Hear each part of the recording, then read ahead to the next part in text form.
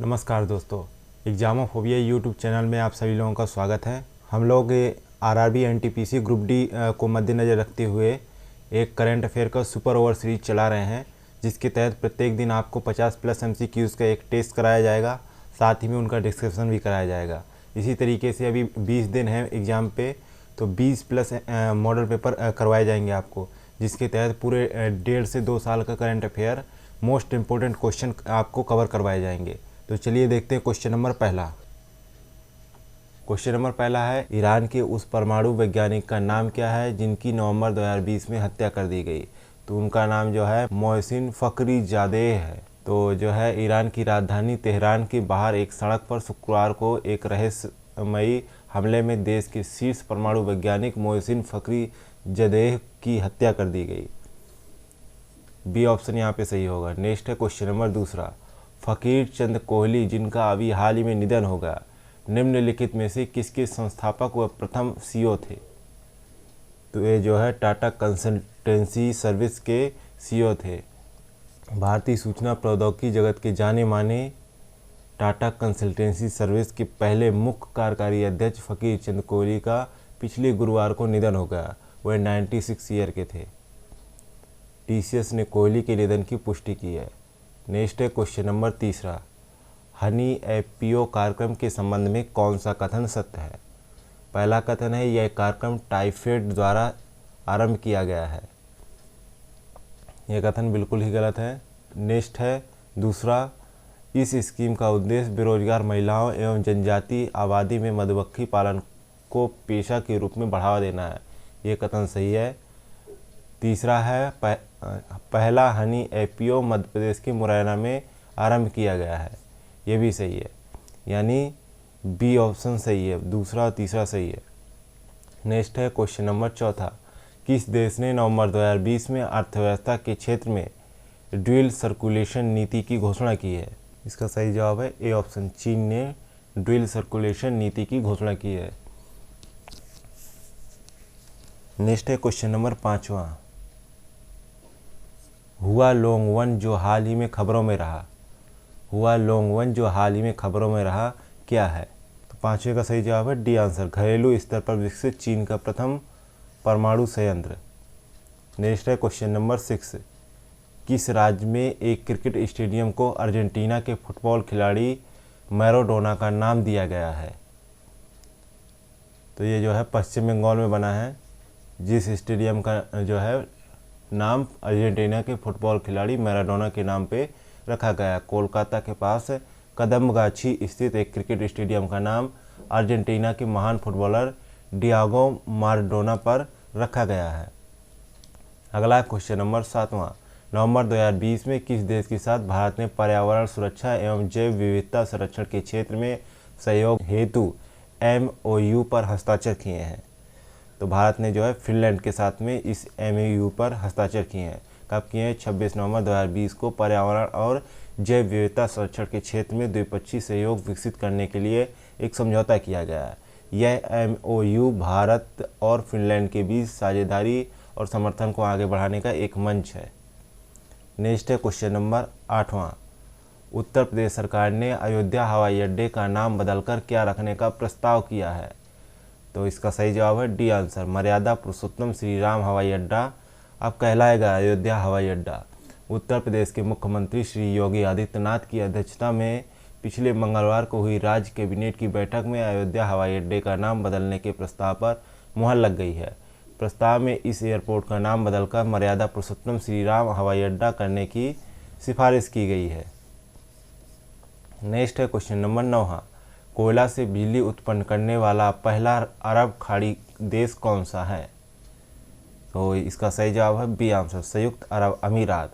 कोयले से बिजली बनाने वाला पहला अरब देश संयुक्त अरब अमीरात हाल ही में कोयले से बिजली बनाने वाला पहला और संभवतः अंतिम अरब देश बन गया है।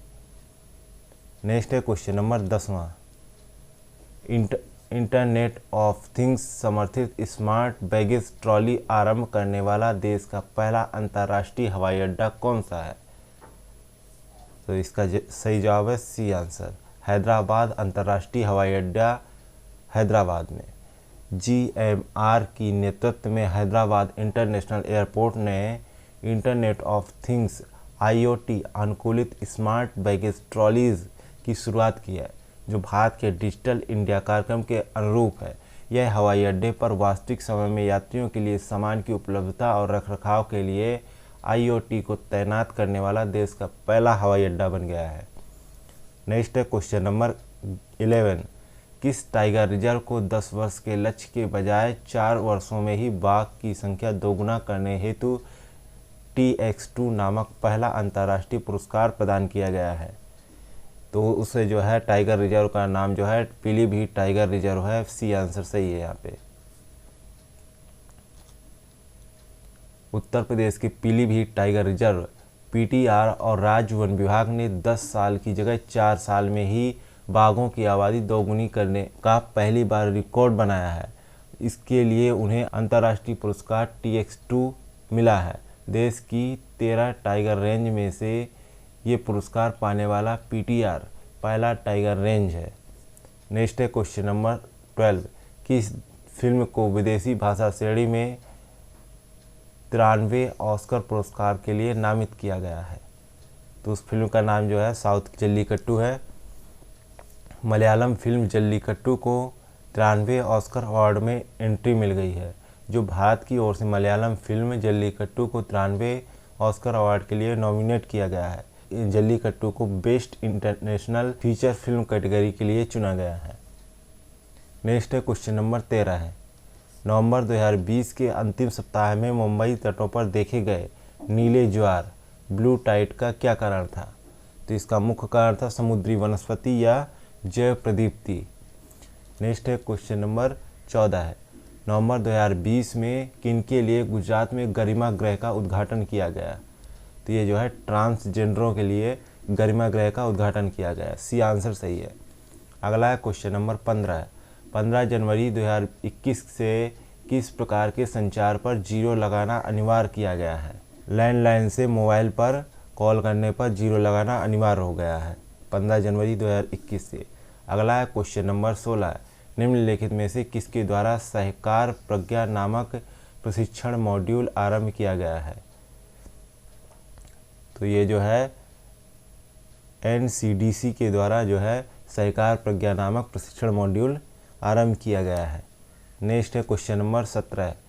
भारतीय नौसेना ने किस देश से लीज पर खरीदे गए 2 MQ-9B सी गार्डियन नामक ड्रोन को शामिल किया है? तो ये जो है USA से खरीदे गए हैं। भारतीय नौसेना ने अमेरिका से 2 MQ-9B सी गार्डियन अनमैन्ड एरियल व्हीकल्स यानी UAV लीज पर लिए हैं। कहा जा रहा है कि इससे भारतीय नौसेना को इंटेलिजेंस और निगरानी में बल मिलेगा। अगला क्वेश्चन नंबर 18।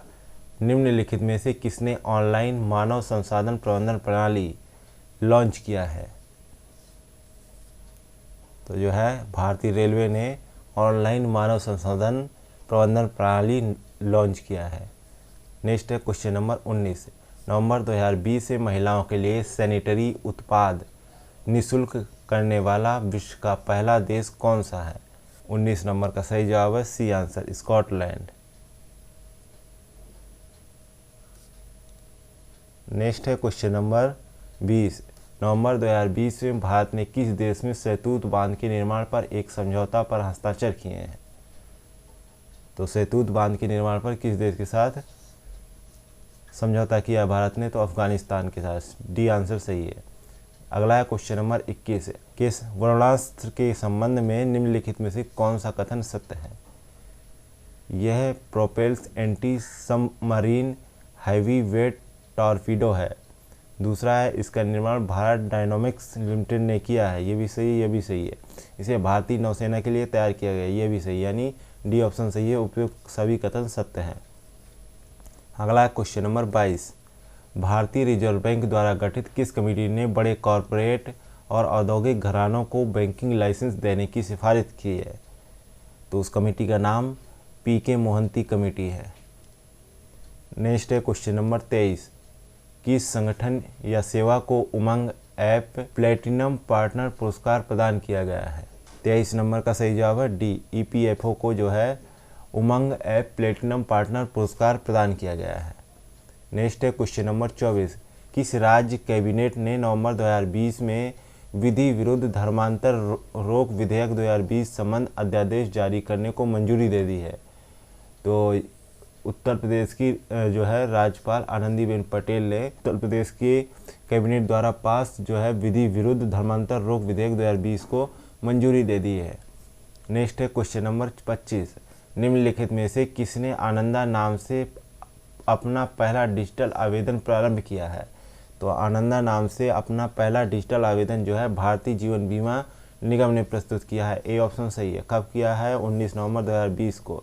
इसका मुख्य उद्देश्य भारतीय जीवन बीमा उद्योग में एजेंटों के लिए पहला डिजिटल एप्लीकेशन आनंदा लॉन्च किया गया है। नेक्स्ट है क्वेश्चन नंबर 26, नवंबर 2020 में निम्नलिखित में से किसे 8 वर्षों के पश्चात राष्ट्रीय खेल फेडरेशन का दर्जा फिर से प्रदान कर दिया गया है? तो ये जो है भारतीय तीरंदाजी एसोसिएशन को राष्ट्रीय खेल फेडरेशन का दर्जा फिर से प्रदान किया गया है। कितने वर्षों बाद? 8 वर्षों बाद। नेक्स्ट है क्वेश्चन नंबर 27, ग्रेग बार्कले जिन्हें अंतर्राष्ट्रीय क्रिकेट परिषद का स्वतंत्र अध्यक्ष नियुक्त किया गया है, किस देश के हैं? तो 27 का सही जवाब है सी आंसर, वे जो है न्यूजीलैंड के हैं। नेक्स्ट है क्वेश्चन नंबर 28, हाल ही में समाचार में वर्णित पांगडा गांव कहाँ स्थित है? हाल ही में समाचार में वर्णित पांगडा गांव कहाँ स्थित है? तो ये जो है चीन और भूटान के बीच विवादित क्षेत्र पर स्थित है। बी ऑप्शन सही है। नेक्स्ट है क्वेश्चन नंबर 29, गंगा एक्सप्रेसवे के बारे में कौन सा कथन सत्य है? पहला कथन है यह गाजियाबाद एवं प्रयागराज को छोड़ेगी, ये कथन सही है। ये कथन गलत है। नेक्स्ट है यह NH 235 से आरंभ होगी तथा NH 330 में समाप्त होगी, ये सही है। अगला है यह उत्तर प्रदेश के 12 जिलों से होकर गुजरेगी, ये भी सही है, यानी बी ऑप्शन सही है, दूसरा और तीसरा। नेक्स्ट है क्वेश्चन नंबर 30, हाल ही में आरंभ की गई अटल एकेडमी का उद्देश्य क्या है? तो इसका मुख्य उद्देश्य उच्चतर शिक्षण संस्थानों के शिक्षकों को प्रशिक्षण देना, डी ऑप्शन सही है। नेक्स्ट है क्वेश्चन नंबर 31, किस राज्य ने टैक्सी एवं ऑटो रिक्शा में महिलाओं एवं बच्चों की सुरक्षा के लिए अभ्यम नामक मोबाइल ऐप लॉन्च किया है? तो ये जो है मोबाइल ऐप जो है आंध्र प्रदेश के मुख्यमंत्री YS जगनमोहन रेड्डी ने आरंभ किया है। नेक्स्ट है क्वेश्चन नंबर 32, किस देश ने चक्रवात निवार का नामकरण किया था? तो इसका सही जवाब है सी आंसर, ईरान ने। इस तूफान का नाम ईरान की ओर से सुझाया गया है। यह 2020 में उत्तर हिंद महासागर से उठे चक्रवातों के लिए जारी नामों की सूची से इस्तेमाल किया गया है। यह अब तक का तीसरा नाम है। चक्रवाती तूफान निवार 2 दिसंबर को तमिलनाडु और पुडुचेरी के तट से टकराया था। नेक्स्ट है क्वेश्चन नंबर 33, निम्नलिखित में से कौन सी मोनोक्लोनल एंटीबॉडीज को USFDA ने कोविड-19 इलाज के लिए आपात स्थिति उपयोग की अनुमति दे दी है? तो इसका सही जवाब है बी ऑप्शन, कैसिरिविमब एंड इंडेविमब नामक 2 जो है एंटीबॉडीज को कोविड-19 के इमरजेंसी स्थिति पे उपयोग करने की इजाज़त दे दी गई है। नेक्स्ट है क्वेश्चन नंबर 34, किस जगह पर प्रतिवर्ष अंतर्राष्ट्रीय चेरी ब्लॉसम महोत्सव का आयोजन किया जाता है? तो ये जो है शिलोंग में किया जाता है, ये आंसर सही है। ये जो है 4था संस्करण था, शिलोंग मेघालय में मनाया गया। ये त्यौहार 13 से 16 नवंबर 2019 से मनाया गया। 2019 त्यौहार पहली बार भारत और दक्षिण कोरिया द्वारा संयुक्त रूप से मनाया गया। इस त्यौहार में हिमालयी चेरी ब्लॉसम की अनोखी शरद ऋतु की झलक देखी गई। अगला क्वेश्चन नंबर 35, किस देश में देश का पहला काई उद्यान मॉस गार्डन का उद्घाटन किया गया? तो ये जो है उत्तराखंड के नैनीताल में देश के पहले काई उद्यान का उद्घाटन किया गया। उत्तराखंड के नैनीताल में विकसित देश का पहला मॉस गार्डन उत्तराखंड में नैनीताल जिले के खुरपाताल में भारत का पहला मॉस गार्डन विकसित किया गया है। कहाँ? खुरपाताल में। नेक्स्ट है question number 36, 1 lakh Twitter followers की उपलब्धि हासिल करने वाला दुनिया का पहला केंद्रीय बैंक कौन बन गया है? तो ये जो है भारतीय रिजर्व बैंक बना है। बी आंसर सही है। नेक्स्ट है क्वेश्चन नंबर 37। नवंबर 2020 में किस राज्य ने राज्य पुलिस अधिनियम में धारा 118(a) को जोड़ने के लिए एक अध्यादेश लाया था, जिसे अभिव्यक्ति की स्वतंत्रता पर आघात की संज्ञा दी गई है? तो ये जो है केरल सरकार ने लेके आया पुलिस व्यवस्था को मजबूत करने के उद्देश्य से। नेक्स्ट है question number 38। The battle of belonging पुस्तक का लेखक कौन है? 38 नंबर। तो इसका सही जवाब है सी आंसर, शशि थरूर। अगला है क्वेश्चन नंबर 39।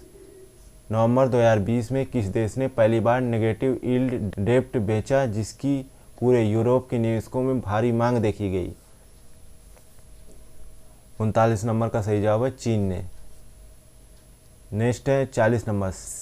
सिट मैक्स 20 के बारे में कौन सी कथन सही है? यह भारत, श्रीलंका और थाईलैंड के बीच आयोजित त्रिपक्षीय समुद्री अभ्यास का दूसरा संस्करण है। तो यहाँ पे जो है श्रीलंका नहीं होगा, यहाँ पे सिंगापुर होगा। तो ये कथन गलत है। दूसरा है यह अंडमान सागर में आयोजित किया जाएगा, ये भी सही है। यह नवंबर 2020 में आयोजित किया गया था, ये भी सही है, यानी बी आंसर सही है। दूसरा और तीसरा कथन सत्य है। नेक्स्ट है क्वेश्चन नंबर 41। तरुण गोगोई, जिनका हाल ही में निधन हो गया, असम के मुख्यमंत्री कब से कब तक रहे हैं? तो ये जो है 2001 से 16 के बीच में असम के मुख्यमंत्री रहे हैं। ए आंसर सही है। नेक्स्ट है क्वेश्चन नंबर 42। हाल ही में समाचार में उल्लिखित कच्छल द्वीप कहाँ स्थित है? 42 नंबर। तो ये जो है अंडमान निकोबार में स्थित है। डी आंसर सही है। नेक्स्ट है क्वेश्चन नंबर 43। नवंबर 2020 में ऑयल इंडिया लिमिटेड द्वारा सीस्मिक सर्वेक्षण अभियान का शुभारंभ कहाँ किया गया? 43 नंबर। तो इसका सही जवाब है बी आंसर, महानदी बेसिन में किया गया। अगला है क्वेश्चन नंबर 44। किस राज्य में जैव उद्दीप्त यानी बायोल्यूमिनिसेंट मशरूम की खोज की गई? तो 44 नंबर का सही जवाब है मेघालय। डी आंसर सही है। नेक्स्ट है क्वेश्चन नंबर 45।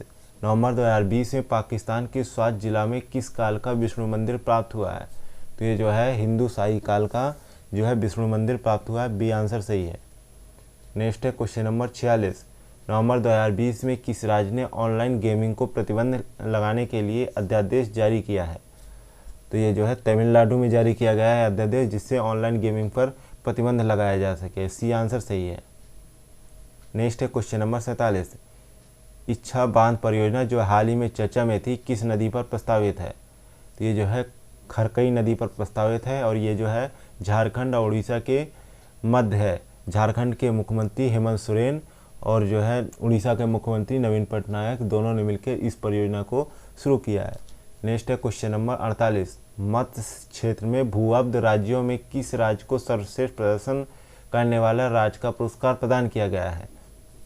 तो ये पुरस्कार जो है उत्तर प्रदेश को प्राप्त हुआ। डी आंसर सही है। कब प्राप्त हुआ? 21 नवंबर 2020 को। उस दिन विश्व मत्स्य दिवस था।